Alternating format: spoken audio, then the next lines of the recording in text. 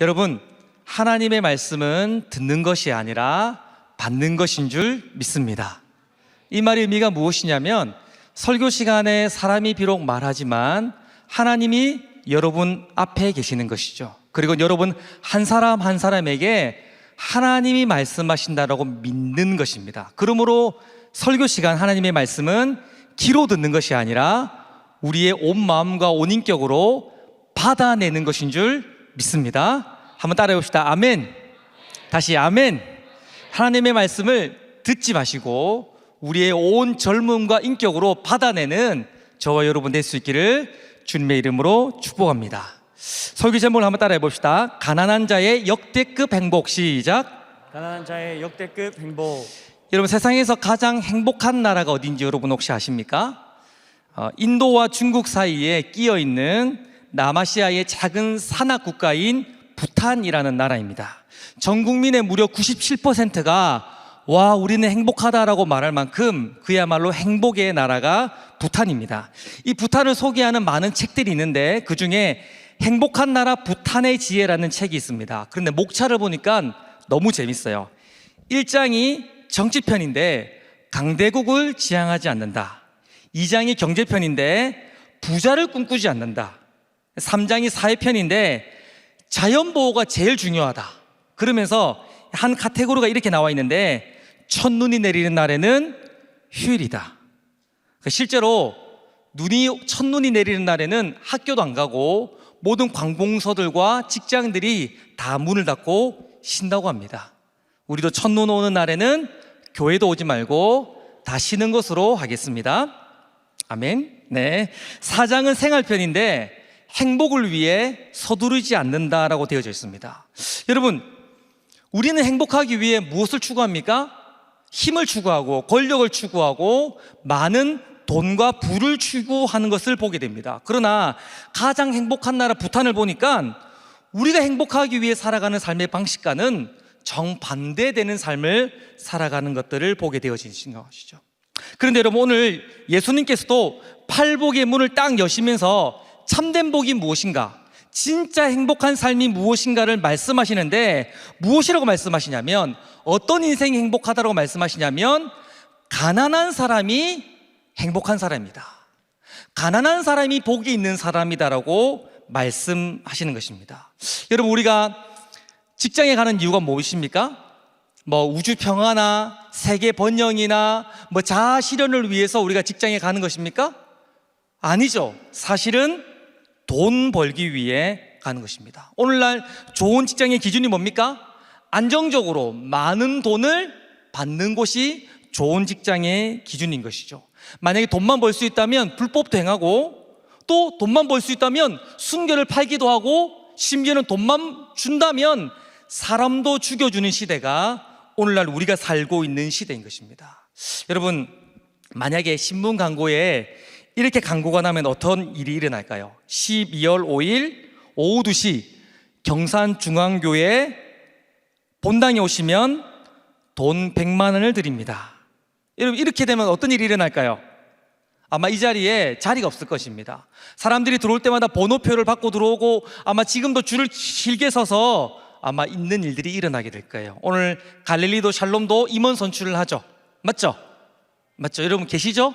네, 오늘 그런 날인 줄 아는데, 만약에 그런 일은 절대 없겠지만 만약에 임원하면 한 달에 1,000만 원씩 준다면, 그리고 회장으로 선출되어지면 한 달에 2,000만 원씩 통장에 꽂아준다라고 하면 어떤 일들이 일어날까요? 아마 선거운동본부가 차려지고 선거운동이 일어나면서 사람들이 금식하고 아마 임원이 되려고 뛰어들기 시작할 것입니다. 아마 회장이 안 되면 나는 교회를 떠나겠습니다, 죽어버리겠습니다라고 말하면서 막 서로 임원하겠다, 막 회장하겠다 달려들게 될 것입니다. 아마 우리 박상욱 강사님 같은 분들은 내가 회장하겠다라고 아마 뛰어들 수 있을 것 같아요. 우리가 사는 세상은요, 돈이면 안 되는 그것이 없습니다. 우리가 살고 있는 이 세상은요, 다 돈이 움직이는 것 같아요. 오늘날 최고의 가치, 가장 중요한 삶의 어떤 요소, 행복의 기준이 다 돈인 것들을 보게 되어지는 것이죠. 그래서 우리 예수님도 돈을 무엇이라 말씀하셨습니까? 만몬, 인간이 가장 사랑하고 인간이 숭배하는 그 우상이 바로 돈이다라고 우리 예수님이 말씀하셨습니다. 그래서 그런 돈이 많은 사람을 부자라고 말하고, 그렇게 돈이 적은 사람을 가난한 사람이다라고 이야기하는 것이죠. 그런데 여러분, 오늘 예수님 뭐라 말씀하십니까? 예수님은 그런데도 불구하고 가난한 사람이 복이 있다, 가난한 사람이 행복한 사람이다라고 말씀하고 있는 것이죠. 우리 GBS를 보시면서 마태복음 5장 3절 말씀을 같이 한번 읽어보겠습니다. 시작. 심령이 가난한 자는 복이 있나니 천국이 그들의 것이며. 여기서 복이 있다라는 이 단어는 어떤 단어냐면 마카리오스라는 헬라어 단어인데, 단순히 복되다, 좋다, 행복하다 이런 뜻이 아니라요, 대단히 큰 행복, 지극한 복, 오늘 설교의 제목처럼 역대급 복, 행복 이런 뜻입니다. 아니, 예수님이 왜 이렇게 말씀하시는 걸까요? 도대체 가난한 사람이 어떤 사람이기에 그런 사람은 역대급 행복, 최고의 복을 받은 사람이다라고 우리 예수님이 말씀하고 있는 것일까요? 헬라어 단어에서 이 가난이라고 번역되는 이 단어는 두 가지인데, 하나는 페나스와 하나는 푸토코스라는 단어입니다. 이 페나스는요, 상대적인 가난이에요. 그러니까 남들보다 조금 가진 게 부족한 사람을 페나스라고 이야기합니다. 근데 반대로 푸토코스는 어떤 사람이냐면 절대적인 가난인 거예요. 완전한 가난인 겁니다. 우리말로 하면 개거지 같은 사람인 겁니다. 누가복음 16장에 보면 거지 나사로 이야기가 나오죠. 아무것도 가진 것이 없어서 구걸하며 살아갔습니다. 아무런 힘도 능력도 없어서 개가 와서 헌대를 하는데도 불구하고 능력도 힘도 없어가지고 그 개를 물리치지도 못하는 아무런 힘이 없는 무능력한 사람이 바로 나사로였던 것이죠. 근데 그런 나사로가 어떻게 됩니까? 길에서 객사하고 죽어버렸는데, 그 나사로를 헬라어 성경에 보면 푸토코스, 가난한 자다라고 이야기하는 것입니다. 여러분, 이 푸토코스, 절대적인 가난을 가진 사람의 특징이 뭘까요? 누군가의 도움이 필요하다는 것입니다. 누가 도와주지 않으면 살아갈 수 없는 사람이 이 푸토코스, 가난한 사람인 겁니다. 아무런 힘도 능력도 없기 때문에 어떻게 하는 것입니까? 나를 도와주고 나를 채워주고 나를 살려줄 그 사람만을 절대적으로 의존하는 것, 나를 도와줄 수 있는 그 사람만을 절대적으로 바라보고 그에게 매어 달리는 사람이 푸토코스, 가난한 사람인 거예요. 그래서 여러분, 그런 얘기 많이 들어봤을 것 같은데, 유진 피터슨이 쓴 메시지 성경, 이 셈족 언어의 최고 세계 건의학자가 이 유진 피터슨인데, 그가 마태복음 5장 3절에 가난한 자를 이렇게 해석했는데, 벼랑 끝에 서 있는 자는 복이 있다. 여러분, 벼랑 끝에 서 있는 자가 할 수 있는 일이 무엇입니까? 자기가 위태로운 줄 알고, 자기가 위험한 줄 알고, 자기가 할 수 있는 것이 아무것도 없는 줄 알고 자기를 건져줄 수 있는 사람, 자기를 도와줄 수 있는 사람, 그 사람을 의존하면서 그를 꼭 붙잡는 것, 그게 바로 벼랑 끝에 서 있는 사람인 것이고, 그런 사람이 푸토코스, 가난한 사람인 것입니다. 여러분, 제가 예전에 선교단체를 섬기는 적이 있었는데요, 부산에 있는 고신대학이라는 곳에서 청소년 집회를 마쳤습니다. 마치는 그 시간에 엄청나게 많은 비가 왔었습니다. 얼마나 많이 하냐면 당시에 기상 관측 역사상 시간당 가장 비가 많이 내린 날이 바로 그날이었습니다. 얼마나 비가 많이 왔냐면, 여러분, 일회용 우이 있죠? 그거 입고 나가면 그 우이가 찢어질 만큼 비가 많이 왔어요. 안 믿는 눈치인데, 여러분, 우산을 쓰고 나가면 비가 얼마나 많이 왔는지 그 우산이 휘어져 버렸습니다. 진짜예요. 여러분, 자동차에 와이퍼 있죠? 와이퍼를 아무리 빨리 돌려도 이게 앞이 보이지 않을 만큼 그야말로 누가 위에서 물을 퍼붓는 것처럼 비가 많이 왔던 시간이 있었습니다. 그래서 거짓말 조금 보태면 이 고신대가 내리막이 쫙 심한 데 있잖아요. 막 강이 막 생기는 것처럼, 죄송합니다. 하여튼 막 강이 있는 것처럼, 그래서 길을 건너가려면 거의 수영해서 걸어가야 될 만큼 엄청나게 많은 비가 내렸는데, 어떤 일이 일어나냐면 맨홀 뚜껑들이 다 열려버리는 거예요. 물이 역류해가지고. 그런데 맨홀 뚜껑이 열린 그 자리에 그 맨홀에 사람이 빠지면 어떻게 됩니까? 절대 못 나오는 겁니다. 수백 미터를 그냥 빨려가게 되어지는데 바로 그때 여중생 하나가 길을 걷다가 그 맨홀에 그만 빠져버린 거예요. 근데 빠지는 그 순간 옆에 있던 남학생이 그 여자애를 붙잡은 것입니다. 그런데 여러분 있잖아요, 그날 비가 얼마나 많냐고 물살이 얼마나 셌냐면 그 남학생이 여학생을 붙잡고 있어도, 그리고 사람들이 붙어가지고 그 여학생을 끄집어내려고 해도 여학생이 나와지지 않는 겁니다. 얼마나 물살이 셌냐면 입고 있던 옷이 있잖아요, 물살에 의하여 다 찢어져 버렸습니다. 여학생이 남학생을 붙잡고 있는데 이 손 놓으면 어떻게 되는 겁니까? 죽는 거예요. 한 5분 정도 그 시간이 흘렀는데 이 여학생이 남학생의 손을 꽉 잡고 있으면서 모든 옷이 다 찢어졌지만 절대로 놓지 않는 것이 있었는데 그 남학생의 손이었던 것입니다. 이 여학생이 살 수 있는 유일한 방법, 여학생이 구원받을 수 있는 유일한 방법 무엇입니까? 남학생을 꼭 붙잡는 겁니다. 제가 그 장면을 봤는데요, 여학생의 옷이 다 찢어졌어요. 여러분 얼마나 수치스럽습니까? 정말 나쁜 사람들은요 그걸 핸드폰으로 찍는 사람도 있었어요, 진짜로. 여러분 옷이 다 찢어지고 발가벗겨졌지만 여학생이 하나만은 포기하지 않았습니다. 그 남학생을 끝까지 붙잡는 거예요. 왜 그렇습니까? 놓으면 죽기 때문에. 여러분 이런 상태가 바로 가난한 상태, 부투코스의 상태인 것입니다. 예수님께서 어떤 사람이 복이 있다 말씀하셨냐면 심령이 가난한 사람이 복이 있다 말씀하셨어요.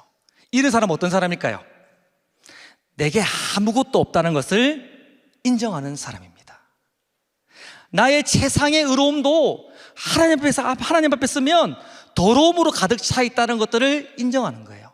나의 최선의 행위도 하나님 앞에 아무것도 아닌 것을 인정하면서 내게는 아무런 소망이 없다, 나는 아무것도 아니다라는 것을 인정하는 겁니다. 그래서 하나님이 붙잡아 주시지 아니하시면 나는 한 호흡도 내뱉을 수 없고, 하나님이 인도해 주시지 않으시면 나는 한 걸음도 걸어갈 수 없다라고 고백하면서, 하나님이 도와주시지 아니하시면 나는 아무 일도 할 수 없다라고 고백하며 인정하는 자.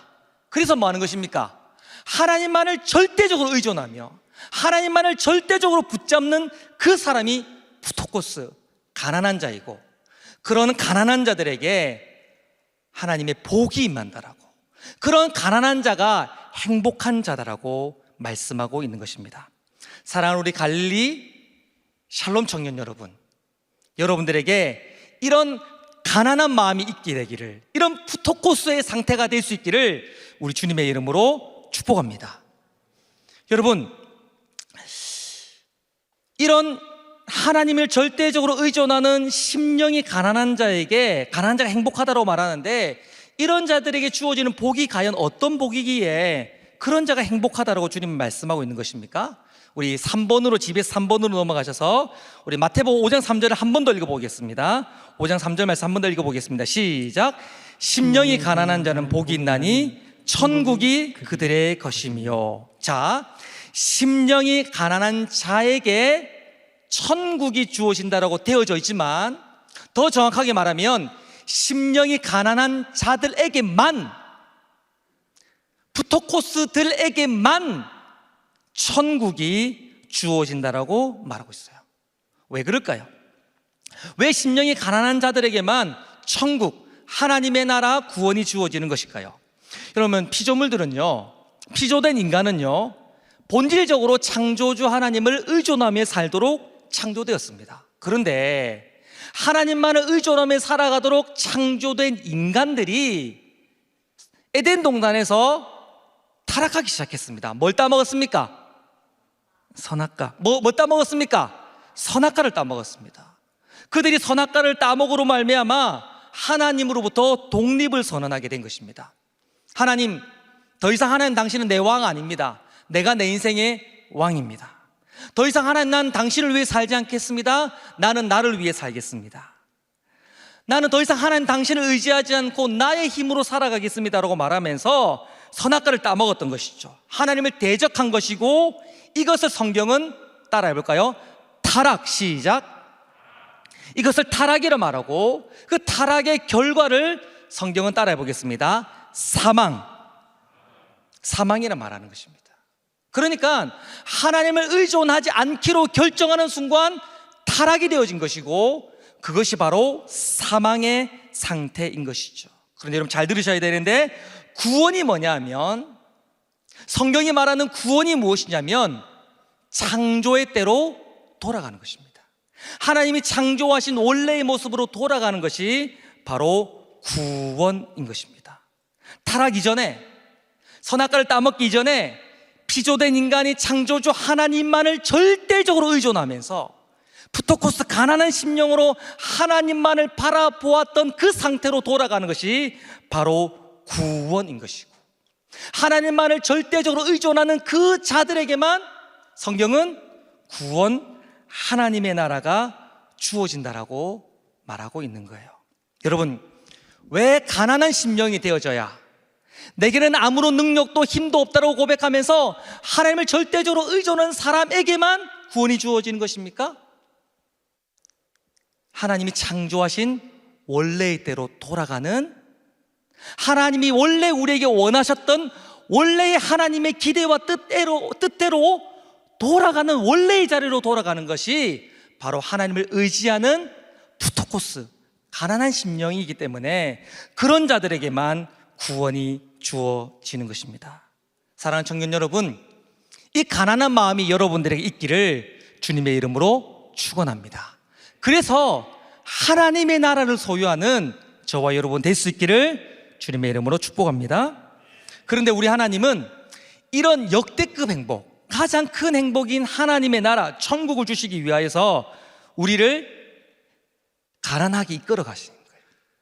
하나님이 이 복을 우리에게 주시기 위해서 우리의 인생을 가난하게 하나님은 이끌어 가시는 분이십니다.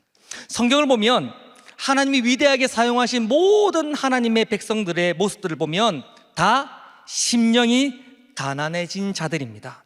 여러분 이사야를 예를 들어 보면요, 이사야는 왕족이었어요. 그는 신앙과 지식과 인격과 가문 이 모든 면에서 부족함이 조금도 없는 자였습니다. 그런데 이사야가 살아갔던 그 시대에 우시야라고 하는 정말 다윗과 어깨를 견줄 만한 아주 선한 위대한 왕이 있었습니다. 우시야는 민족의 소망이었고 이사야의 모델이었고 이사야가 가장 사랑하는 하나님의 인물이었습니다. 그런데 그 우시야가 죽어버린 것이죠.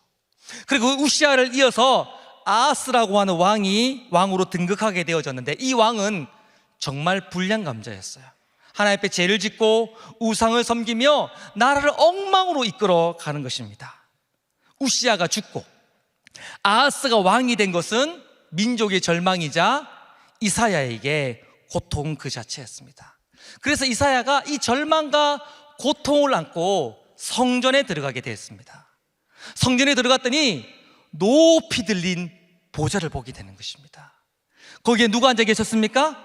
우리 하나님이 앉아 계셨는데 거룩하시고 영광스러우시며 온 땅에 충만하신 그 하나님을 이사야가 직면하게 되었던 것입니다.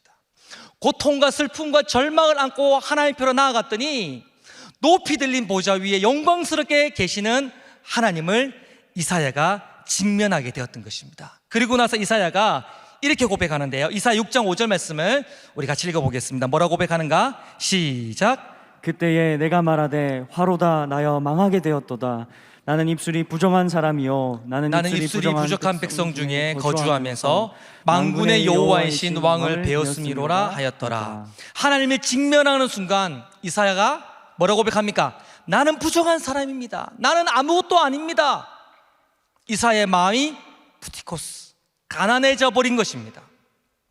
이사야가 자기의 아무것도 아님을 고백하면서 하나님만을 붙잡기 시작하는 것입니다. 그때 하나님이 뭐라 말씀하십니까? 이렇게 말씀하시는데 내가 누구를 보내며 누가 나를 위해 갔고, 그때 이사야가 말하기를 내가 여기 있나이다. 나를 보내소서. 멋지지 않습니까? 심령이 가난해진 푸티코스의 상태가 된 이사야에게 내가 누구를 보내고 누가 우리를 위해 갈 거라고 하나님이 말씀하시고 이사야가 뭐라 말합니까? 주님 내가 여기 있나이다, 나를 보내소서라고 말하면서 이사야의 선지자의 인생이 시작되어진 것입니다. 할렐루야. 여러분, 그런데 이사야가 어떻게 쓰임받기 시작합니까?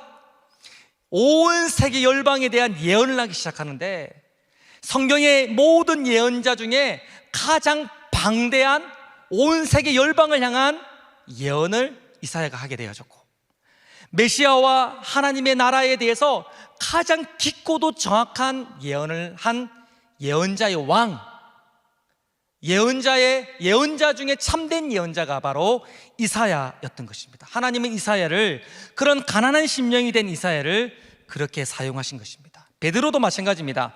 베드로는 밤이 새도록 고기 잡지 못했습니다. 그러니까 어부였던 베드로가 고기를 못 잡았다는 말은 사업 실패, 부도 이런 거인 것이죠. 실패한 인생이었던 것입니다. 근데 그때 우리 주님이 베드로를 찾아가십니다. 그럼 베드로에게 뭐라 말씀하십니까? 깊은 곳으로 그물을 던지라 말씀하셨습니다. 그때 베드로가 깊은 곳으로 그물을 던졌을 때에 그물이 찢어질 정도로 많은 고기를 잡게 되었던 것이죠. 어부였던 베드로는 직감했습니다. 이분은 메시아구나, 이분은 하나님이시구나. 그때 베드로가 이렇게 고백하는 것입니다. 우리 누가복음 5장 8절 말씀 읽어볼까요? 시작. 시몬 베드로가 이를 보고 예수의 무릎 앞에 엎드려 이르되 주여 나를 떠나소서, 나는 죄인이로소로이다. 여러분, 베드로 역시 뭐라 말씀하고 있습니까?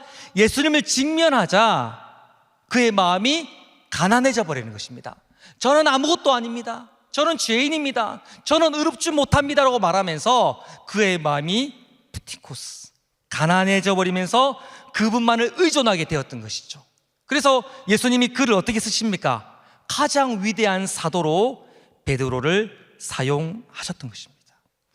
얼마 전 우리 교회 전도대에서 저의 간증을 한번 한 적이 있었습니다. 제가 간증을 하니까 얼마나 많은 성도들이 우는지, 거짓말을 조금 더 하면 눈물바다가 되었어요. 완전 헤엄을 칠 만큼. 미안합니다. 어쨌든 눈물바다가 되었는데, 제 마음에 이렇게 생각했습니다. 야, 성도들이 역시 내 설교에, 내 간증에 은혜를 많이 받았구나 생각했어요. 정말 눈물바다가 되어지고 은혜롭게 예배를 마치고 나서 집에 갔는데 이상하게 사람들이 선물을 많이 보내는 겁니다. 통닭 쿠폰, 피자 쿠폰, 호식이 2마리, 알리오 올리오, 매운 고추 마요네즈부터 해가지고 막 분식까지 해가지고 이상하게 통닭이나 먹는 쿠폰을 설교자에게 막 보내는 거예요. 왜 그럴까 생각했는데, 이 쿠폰을 보내고 사람들이 문자가 왔는데 뭐라고 오냐면, 목사님 너무 불쌍했어요, 목사님 왜 이렇게 불쌍하게 사셨어요, 목사님 저보다 더 불쌍한 인생이셨나요? 말하면서 제가 너무 불쌍해가지고, 30년 전에 제가 배 곪고 막 먹을 게 없어가지고 사람들이 버린 비계를 주워가지고 그걸 김치찌개 해먹은 그런 얘기를 막 했더니, 제가 너무 그런 얘기를 했더니 제가 너무 불쌍하다고 그런 것들을 보냈던 것입니다. 지나간 제 삶을 돌아보면 온통 실패와 고통과 슬픔으로 가득 찬 인생이었어요. 그래서 저는 가난해질 수밖에 없었습니다. 마음이 가난해질 수밖에 없었습니다. 하나님 말고는 다른 것들을 붙잡을 만한 어떤 조금의 여력도 없는 인생을 저는 살았습니다. 하나님께서 제 인생에 부어주신 가장 큰 사랑의 증거 하나 말하라면, 내 인생에 허락하신 고통이에요. 숨이 막히도록 슬펐던 지나간 상처와 아픔이 하나님이 나를 사랑하셨던 가장 강력한 증거라고 저는 자신 있게 말하고 있어요. 왜냐하면 그 고통과 아픔 때문에 하나님만을 의지할 수 있었어요. 저는 제 자신을 포기하는 게 너무 쉬웠습니다. 왜냐하면 가진 게 아무것도 없었기 때문입니다. 하나님이 저를 부르셨을 때에 예라고 바로 하나님께 순종할 수 있었던 이유는 무엇이냐면, 가진 게 아무것도 없는 푸티코스였기 때문인 것이죠. 그리고 하나님만을 붙잡을 수밖에 없었기 때문에 하나님 나라의 복을 분명하고 선명하게 받아들이게 되었습니다. 그럼 그때마다 하나님은 저에게 찾아오셔서 하나님을 직면하게 하셨습니다. 우리 사역자들을 보면 다 그런 사람들인 거 봅니다. 우리 김보훈 목사님 저 뒤에 계시지만 어릴 때 너무 못 먹어가지고 아직 붓기가 안 빠져서 저렇습니다. 우리 박희 목사님, 여러분 아실 만한 분은 아시겠지만 그 얼마 전까지만 해도 집에서 쫓겨나고 집에도 못 가는 사람이었어요. 그 제가 우리 박희 목사님 젊은 청년 시절 아는데, 집에서 쫓겨나가지고 자취방에 월세 5만 원짜리, 제가 살던 집을 이양해줘가지고 월세 5만 원짜리 집에 살면서 한잔할게요. 살면서 막노동방에서 막 열심히 일해가지고 그 돈으로 친구들 신방하고 성경 가르치고 그 돈으로 영혼 신방했던 그런 모습 제가 기억합니다. 우리 박희 목사님 보면 가난했어요. 완전 가난했어요. 푸티코스, 개 푸티코스. 그러니까 하나님 외에는 아무것도 없는 인생이었습니다. 신학의 길을 접어들 때 기억납니다. 이렇게 힘들다, 네 가면 진짜 후회한다. 지금은 네가 20대라서 이렇게 생각하지만 30대가 되고 40대 되어지면 완전 개거지 된다 되고 얘기했을 때 우리 박희 목사님 더 나빠질 게 없는 상태였어요. 그러니까 쉽게 하나님의 길을 걸어갈 수 있었던 걸 보게 됩니다. 우리 박상훈 목사님, 강사님은 뭐 따로 말 안 하겠습니다. 여러분 혹시 실패의 자리에 계십니까? 여러분 혹시 고통의 자리에 계십니까? 그것은 하나님이 여러분들을 가난하게 이끄시는 하나님의 사랑의 손길임을 기억할 수 있기를 바랍니다. 그리고 하나님은 그 자리에서 하나님 당신을 직면하도록 만들어 주시는 것입니다. 그래서 어떻게 되는 것입니까? 우리의 고통과 아픔 때문에 우리는 가난해지고 그 하나님을 직면함으로 말미암아 우리의 심령은 더 가난해져서 하나님만을 붙잡는 푸티코스, 가난한 심령의 사람들이 되어져서 결국은 가장 큰 행복인 하나님의 나라를 소유하게 되어지는 것입니다. 레리 오스본이라고 하는 목사님이 계신데요, 그분이 당신의 열심이 위험한 이유라는 책을 쓰셨습니다. 거기에 이런 한 단어가 등장하는데 우연한 바리새인이라는 단어가 등장합니다. 설명이 무엇이냐면 누구도 우리 중에 처음부터 바리새인은 없었다는 것입니다. 처음에 예수를 믿을 때 우린 다 눈물 콧물을 흘리며 마음이 다 가난했던 사람들입니다. 하나님 당신 없이는 저는 못 삽니다. 하나님 당신이 내 인생을 주관하지 아니하시면 나는 못 삽니다. 하나님 당신이 도와주지 아니하시면 나는 아무것도 할 수 없습니다 라고 말하면서 다 가난한 심령으로 하나님을 의존했던 존재들이었다는 것입니다. 그러나 시간이 지나면 지날수록 신앙생활이 이어가면 이어갈수록 어떻게 되어지는 것입니까? 무엇인가가 내가 의로운 사람인 것처럼 나를 포장하기 시작하고, 마치 내가 무엇인가 잘할 수 있는 사람인 것처럼 나를 착각하기 시작하고, 마치 에덴 동산에서 아담이 선악과를 따먹은 것처럼 하나님이 없어도 내 힘으로 살 수 있는 것처럼 착각하면서 하나님을 의존하지 않는 타락한 신앙인으로 우리가 변질되어져 간다는 것이죠. 어느새 자기도 모르는 사이에 우연한 바리새인이 되어져 있다는 것입니다. 오늘 여러분 이 말씀 앞에 여러분 자신을 점검해 볼 수 있길 바라요. 여러분 혹시 오늘 예배 드릴 때에 하나님 당신이 오늘 내게 은혜 주시지 아니하시면 난 살 수 없습니다, 그런 고백으로 이 자리에 앉아있지 않다면 여러분 어쩌면 우연한 바리새인일 거예요. 찬양을 할 때에도 근성으로 하고 말씀을 들을 때에도 들리면 들리고 뭐 그렇지 뭐라는 그런 심령으로 여러분 이 자리에 앉아있다면 여러분 어쩌면 우연한 바리새인일 수 있어요. 마치 여러분들이 의로운 사람인 것처럼 내 힘으로 살아갈 수 있는 사람인 것처럼 이렇게 착각하고 있다면 여러분 어쩌면 우리는 의로운 우연한 바리새인인 줄 모르겠습니다. 오늘 말씀을 정리하겠습니다.